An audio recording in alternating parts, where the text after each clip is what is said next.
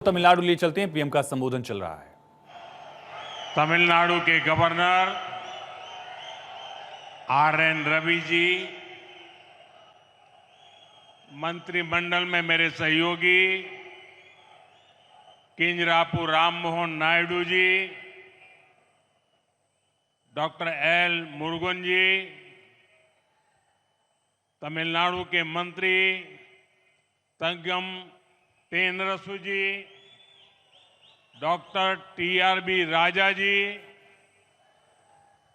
P. Gita जीवन जी, Anita are. Radhakrishnan जी, सांसद कनिमोळी जी,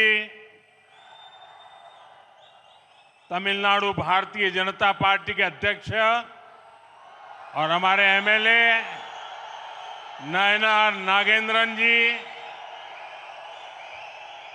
और तमिलनाडु के मेरे भाई और बहनों, आज करगिल विजय दिवस है। मैं सर्वप्रथम कारगिल के वीरों को नमन करता हूं, शहीदों को श्रद्धांजलि देता हूं। வணக்கம். தமிழ்நாட்டின் மாண்புமிகு ஆளுநர் ஆர்.என். ரவி அவர்களே, அமைச்சரவையில் என் சகாவான கிஞ்சரப்பு ராமமோகன் நாயுடு அவர்களே, டாக்டர் எல். முருகன் அவர்களே, தமிழ்நாட்டின் அமைச்சர் தங்கம் தென்னரசு அவர்களே, பி. கீதா ஜீவன் அவர்களே, அனிதா ராதாகிருஷ்ணன் அவர்களே, மக்களவை உறுப்பினர் கனிமொழி அவர்களே, சட்டப்பேரவை உறுப்பினர் மற்றும் பாரதிய ஜனதா கட்சியின் தலைவர், மாநில தலைவர் நயினார் நாகேந்திரன் அவர்களே, தமிழ்நாட்டின் என் சகோதர சகோதரிகளே, இன்று கார்கில் வெற்றி திருநாள். நான் முதன்மையாக கார்கில் வீரர்களுக்கு தலை வணங்குகிறேன். உயிர் தியாகிகளுக்கு என் श्रद्धांजलिகளை अर्पणम செய்கிறேன். फ्रेंड्स, मेरा सौभाग्य है कि 4 दिन के विदेश प्रवास के बाद मुझे सीधे भगवान रामेश्वर की इस पावन भूमि पर आने का अवसर मिला। विदेश प्रवास के दौरान भारत और इंग्लैंड के बीच ऐतिहासिक फ्री ट्रेड एग्रीमेंट हुआ है। நண்பர்களே, 4 நாட்கள் அயல் நாடுகள் சுற்றுப்பயணத்திற்கு பிறகு பகவான் ராமேஸ்வரனுடைய புனிதமான மண்ணில் நேரடியாக கால் பதிக்கும் சந்தர்ப்பம் எனக்கு வாய்த்திருக்கிறது. அயல் நாடுகள் பயணத்தின் போது பாரதம் மற்றும் இங்கிலாந்து நாடுகளுக்கு இடையே வரலாற்று பூர்வமான வர்த்தக ஒப்பந்தம் கையெழுத்தாகி இருக்கின்றது. ये भारत पर दुनिया के बढ़ते भरोसे और भारत के नए आत्मविश्वास का प्रतीक है। इसी आत्मविश्वास से हम विकसित भारत बनाएंगे, विकसित तमिलनाडु बनाएंगे। பாரதம் மீது உலகம் அதிகரித்து வரும் நம்பிக்கை, பாரதத்தின் புதிய தன்னம்பிக்கை ஆகியவற்றின் அடையாளம் இது. இந்த தன்னம்பிக்கையோடு நாம் வளர்ச்சியடைந்த பாரதத்தை படைப்போம், வளர்ச்சியடைந்த தமிழ்நாட்டை உருவாக்குவோம். आज भी यहां भगवान रामेश्वर और भगवान तिरुचेंदूर मुरुगन के आशीर्वाद से तूतुकुड़ी में विकास का नया अध्याय लिखा जा रहा है। 2014 में तमिलनाडु को डेवलपमेंट के शिखर पर ले जाने का जो मिशन शुरू हुआ था, तूतुकुड़ी लगातार उसका साक्षी बन रहा है। இன்றும் கூட பகவான் ராமேஸ்வரன் அறுபடை வீட்டின் இரண்டாம் படை வீடாம் திருச்செந்தி நகருரையும் செந்தூர் முருகன் ஆகிய தெய்வங்களின் நல்லாசியோடு தூத்துக்குடியில் வளர்ச்சிப் பணிகளின் புதிய அத்தியாயம் எழுதப்பட்டு வருகின்றது. 2014ஆம் ஆண்டு தமிழ்நாட்டை வளர்ச்சியின் சிகரங்களுக்கு கொண்டு செல்லும் குறிக்கோள் பயணம் தொடங்கப்பட்டது. தொடர்ந்து அதன் சாட்சியாக தூத்துக்குடி ஆகிக் கொண்டிருக்கின்றது. फ्रेंड्स, पिछले साल फरवरी में मैंने यहां वीओ चिदंबरनार पोर्ट के लिए आउटर हार्बर कंटेनर टर्मिनल का शिलान्यास किया था। उस समय सैकड़ों करोड़ रुपए के प्रोजेक्ट का इनॉग्रेशन भी हुआ था।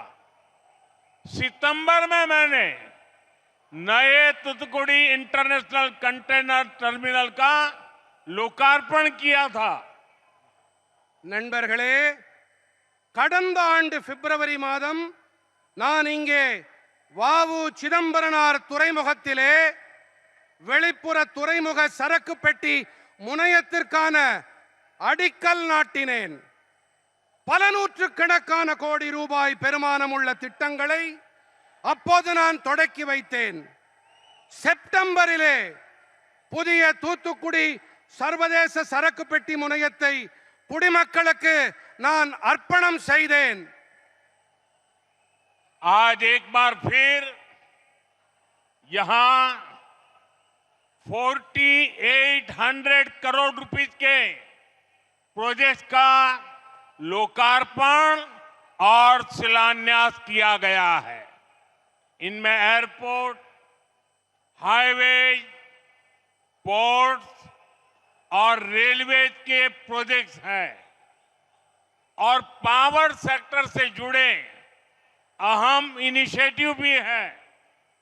मैं आप सभी को, तमिलनाडु की जनता को इसकी बहुत बहुत बधाई देता हूं। இன்று 4800 கோடி ரூபாய் பெருமானம் உள்ள திட்டங்கள் மக்களுக்கு அர்ப்பணிக்கப்படவும் இருக்கின்றன, அடிக்கல் நாட்டப்படவும் இருக்கின்றன. இவற்றில் விமான நிலையங்கள், நெடுஞ்சாலைகள், துறைமுகங்கள் மற்றும் ரயில்வே துறையின் திட்டங்களோடு எரிசக்தி துறை சார்ந்த முக்கியமான முன்னெடுப்புகள் இருக்கின்றன. நான் உங்கள் அனைவருக்கும், தமிழ்நாட்டின் மக்களுக்கும் இதன் பொருட்டு வாழ்த்துக்களை தெரிவித்துக் கொள்கிறேன். साथियों, इंफ्रास्ट्रक्चर और एनर्जी ये किसी भी स्टेट के डेवलपमेंट की बैकबोन होते हैं। इन 11 इयर्स में इंफ्रा और एनर्जी पर हमारा फोकस ये बताता है कि तमिलनाडु का विकास हमारी कितनी बड़ी प्रायोरिटी है। आज की सभी परियोजनाएं भी तूतुकुड़ी और तमिलनाडु को कनेक्टिविटी, क्लीन एनर्जी और नई अपॉर्चुनिटीज का हब बनाएगी। நண்பர்களே, உள்கட்டமைப்பு மற்றும் எரிசக்தி இவை எந்த ஒரு மாநிலத்தின் முன்னேற்றத்திற்கும் முதுகெலும்பு போன்றவை. இந்த 11 ஆண்டுகளிலே உள்கட்டமைப்பு மற்றும் எரிசக்தி துறைகளின் மீது நமது முனைப்பான கவனம் நமக்கு என்ன தெரிவிக்கிறது என்றால், தமிழ்நாட்டின் வளர்ச்சி நமக்கு எத்தனை முதன்மையானது என்பதைத்தான். இன்றைய அனைத்து திட்டங்களும் இணைப்பு திறன், மாசேற்படுத்தா எரிசக்தி மற்றும் புதிய வாய்ப்புகள் ஆகியவற்றின் மையப்புள்ளியாக தூத்துக்குடியையும் தமிழ்நாட்டையும் உருவாக்கும். साथियों, तमिलनाडु और तूतुकुड़ी की धरती ने, यहां के लोगों ने सदियों से समृद्ध और सशक्त भारत के लिए अपना योगदान दिया है। इसी धरती पर वी.ओ. चिदंबरम पिल्लई जैसे विजनरी पैदा हुए। उन्होंने गुलामी के दौर में भी समुद्र के जरिए व्यापार की ताकत को समझा। उन्होंने समंदर में स्वदेशी जहाज चलाकर अंग्रेजों को चुनौती दी। நண்பர்களே, தமிழ்நாடு மற்றும் தூத்துக்குடியின் மண்ணும் இங்கிருக்கும் மக்களும் பல நூற்றாண்டு காலமாக, பல நூற்றாண்டுகளாக தன்னிறைவான சக்தி படைத்த பாரதத்திற்காக தங்களுடைய பங்களிப்பை அளித்து வந்திருக்கின்றார்கள். இதே மண்ணில்தான் வ.உ. சிதம்பரம் பிள்ளை அவர்களைப் போன்ற தொலைநோக்காளர்கள் தோன்றினார்கள்.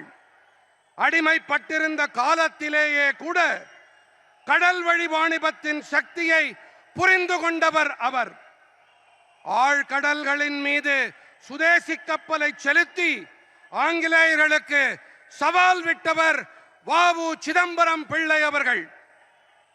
इसी भूमि पर वीर पांड्या कट्टाबोम्मन और अळगु मुथुकोन जैसे महापुरुषों ने स्वतंत्र और समर्थ भारत का सपना बुना था।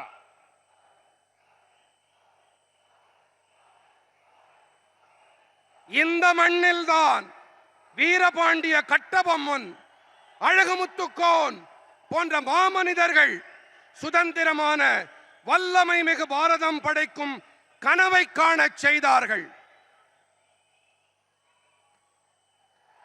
सुब्रमण्यम भारती जैसे राष्ट्र कवि का जन्म भी यहीं पास में हुआ था। आप सब जानते हैं सुब्रमण्यम भारती जी का जितना मजबूत रिश्ता तूतुकुड़ी से था, उतना ही मजबूत रिश्ता मेरे संसदीय क्षेत्र मेरी काशी से भी है। हम काशी तमिल संगमम जैसे आयोजनों के जरिए अपनी सांस्कृतिक धरोहर को लगातार मजबूत कर रहे हैं। சுப்பிரமணிய பாரதி போன்ற தேசிய கவியும் கூட இங்கே அருகேதான் பிறந்திருக்கிறார். நீங்கள் அனைவரும் நன்கறிவீர்கள், சுப்பிரமணிய பாரதிக்கு எத்தனை பலமான உறவு தூத்துக்குடியோடு இருக்கின்றதோ அதே அளவு பலமான உறவு என்னுடைய நாடாளுமன்ற தொகுதியான காசியோடும் இருக்கின்றது. காசி தமிழ்ச் சங்கமம் போன்ற ஏற்பாடுகள் வாயிலாக நமது கலாச்சார மரபுகளை நாங்கள் தொடர்ந்து வலுப்படுத்திக் கொண்டு வருகின்றோம். फ्रेंड्स, मुझे याद है पिछले वर्ष ही मैंने तूतुकुड़ी के प्रसिद्ध पर्ल्स बिल गेट्स को उपहार में दिए थे। वो पर्ल्स उन्हें बहुत पसंद आए थे। यहां के पांड्या पर्ल्स एक समय पर पूरी दुनिया में भारत की इकोनॉमिक पावर का सिंबल हुआ करते थे। நண்பர்களே, கடந்த ஆண்டுதான் நான் தூத்துக்குடியின் பிரபலமான முத்துக்களை பில் கேட்ஸுக்கு பரிசாக அளித்தது எனக்கு நன்றாக நினைவிருக்கின்றது. அவருக்கு அந்த நல்முத்துக்கள் மிகவும் பிடித்திருந்தது. நமது பாண்டி நாட்டு முத்துக்கள் ஒரு காலத்தில் உலகம் முழுவதிலும் பாரதத்தின் பொருளாதார வல்லமையின் அடையாளமாக இருந்து வந்தது. साथियों, आज हम यहां अपने प्रयासों से विकसित तमिलनाडु और विकसित भारत के विजन को आगे बढ़ा रहे हैं। ब्रिटेन और भारत के बीच फ्री ट्रेड एग्रीमेंट हुआ है। एफटीए भी इसी विजन को गति देता है। நண்பர்களே, இன்று நாம் இங்கே நமது முயற்சிகளின் காரணமாக வளர்ச்சியடைந்த தமிழ்நாடு மற்றும் வளர்ச்சியடைந்த பாரதம் என்ற தொலைநோக்கினை முன்னெடுத்து முன்னேறி கொண்டிருக்கின்றோம். பிரிட்டன் மற்றும் பாரதத்திற்கு இடையே நடந்த எஃப்டிஏ தடையில்லா வர்த்தக ஒப்பந்தமும் கூட இந்த தொலைநோக்கிற்கு வேகம் அளிக்கின்றது. आज भारत की ग्रोथ में दुनिया अपनी ग्रोथ देख रही है। ये एग्रीमेंट भी भारत की अर्थव्यवस्था को नई मजबूती देगा। इससे दुनिया की तीसरी बड़ी इकोनॉमी बनने की हमारी रफ्तार और तेज होगी। இன்று பாரதத்தின் வளர்ச்சியிலே உலகம் தனது வளர்ச்சியை காண்கிறது. இந்த ஒப்பந்தமும் கூட பாரதத்தின் பொருளாதாரத்திற்கு புதிய பலத்தை அளிக்கும். இதனால் உலகத்தின் மூன்றாவது பெரிய பொருளாதாரமாக ஆகும். நமது வேகம் இன்னும் விரைவாகும். साथियों, इस एफटीए एग्रीमेंट के बाद ब्रिटेन में बिकने वाले 99% भारतीय प्रोडक्ट्स पर कोई टैक्स नहीं लगेगा। ब्रिटेन में भारतीय चीजें सस्ती होंगी तो वहां डिमांड बढ़ेगी और यहां भारत में उन चीजों के निर्माण के लिए ज्यादा मौके बनेंगे। நண்பர்களே, இந்த ஒப்பந்தத்திற்கு பிறகு பிரிட்டனில் விற்பனையாகும் 99% பாரத நாட்டு பொருட்களின் மீது எந்த ஒரு வரியும் விதிக்கப்படாது. பிரிட்டனில் பாரத நாட்டு பொருட்கள் விலை மலிவானவையாக இருக்கும். அங்கே அவற்றுக்கான தேவை அதிகரிக்கும். அதே வேளையில் இங்கே பாரதத்திலே அந்த பொருட்களை உருவாக்க அதிக வாய்ப்புகள் உருவாகும். साथियों, भारत ब्रिटेन एफटीए से तमिलनाडु के युवाओं को, हमारे छोटे उद्योगों, एमएसएमईज को, स्टार्टअप्स को सबसे अधिक लाभ होगा। इससे इंडस्ट्री हो, हमारे मछुआरे भाई बहन हो या फिर रिसर्च और इनोवेशन, सबके लिए फायदा ही फायदा है। நண்பர்களே, பாரதம் பிரிட்டன் நாடுகளின் தடையில்லா வணிக ஒப்பந்தம் எஃப்டிஏ நம் நாட்டு இளைஞர்களுக்கு, நமது சிறு குறு நடுத்தர தொழில்துறைக்கு, நம்முடைய ஸ்டார்ட் அப்புகளுக்கு மிகுந்த ஆதாயத்தை ஏற்படுத்தி கொடுக்கும். இதனால் தொழில்துறையாகட்டும், நமது மீனவர்களாகட்டும், அல்லது ஆய்வுகள் மற்றும் புதுமைகள் படைத்தலாகட்டும், அனைவருக்கும் ஆதாயங்கள் கிடைக்கும். साथियों, आज भारत सरकार का मेक इन इंडिया और मिशन मैन्युफैक्चरिंग पर बहुत जोर है।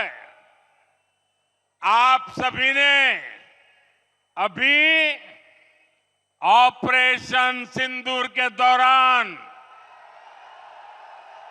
मेक इन इंडिया की ताकत देखी है। आतंक के ठिकानों को मिट्टी में मिलाने में मेड इन इंडिया हथियारों की बड़ी भूमिका रही है। भारत में बने हथियार आज भी आतंक के आकाओं की नींद उड़ाए हुए है। நண்பர்களே, இன்று மேக் இன் இந்தியா, இந்தியாவில் தயாரிப்போம் மற்றும் மிஷன் மேனுஃபேக்சரிங், இந்தியாவில் தயாரிக்கும் திட்டத்துக்கும் பாரத அரசு அதிக வலு சேர்க்கிறது. ஆபரேஷன் சிந்தூரின் போது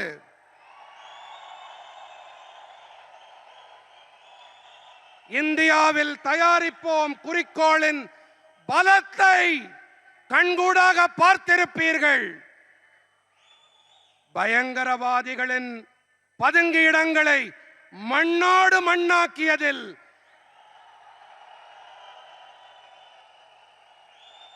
இந்தியாவில் தயாரிக்கப்பட்ட ஆயுதங்களின் பெரும் பங்களிப்பு இருந்தது. நம் நாட்டில் தயாரிக்கப்பட்ட ஆயுதங்கள் இன்றும் கூட பயங்கரவாதத்தை ஆதரித்தவர்களை தூங்க விடாமல் செய்திருக்கிறது. फ्रेंड्स, तमिलनाडु के पोटेंशियल का पूरा इस्तेमाल करने के लिए भारत सरकार तमिलनाडु के इंफ्रास्ट्रक्चर को आधुनिक बनाने का प्रयास कर रही है। तमिलनाडु में हम पोर्ट इंफ्रास्ट्रक्चर को हाईटेक बना रहे हैं, साथ ही एयरपोर्ट, हाईवेज और रोडवेज को भी आपस में इंटीग्रेट कर रहे हैं। நண்பர்களே, நமது தமிழ்நாட்டின் ஆற்றல் வளத்தை முழுமையாக பயன்படுத்த தமிழ்நாட்டின் உள்கட்டமைப்புகளை நவீனப்படுத்தும் முயற்சிகளை மத்திய அரசு மேற்கொண்டு வருகின்றது. தமிழ்நாட்டிலே நாங்கள் துறைமுக கட்டமைப்பை உயர் தொழில்நுட்பம் உடையதாக ஆக்கி கொண்டிருக்கின்றோம்.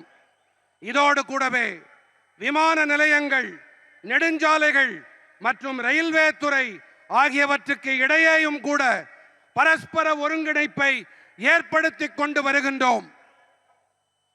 आज तूतुकुड़ी एयरपोर्ट के नए एडवांस टर्मिनल का शुभारंभ इसी दिशा में एक और बड़ा कदम है।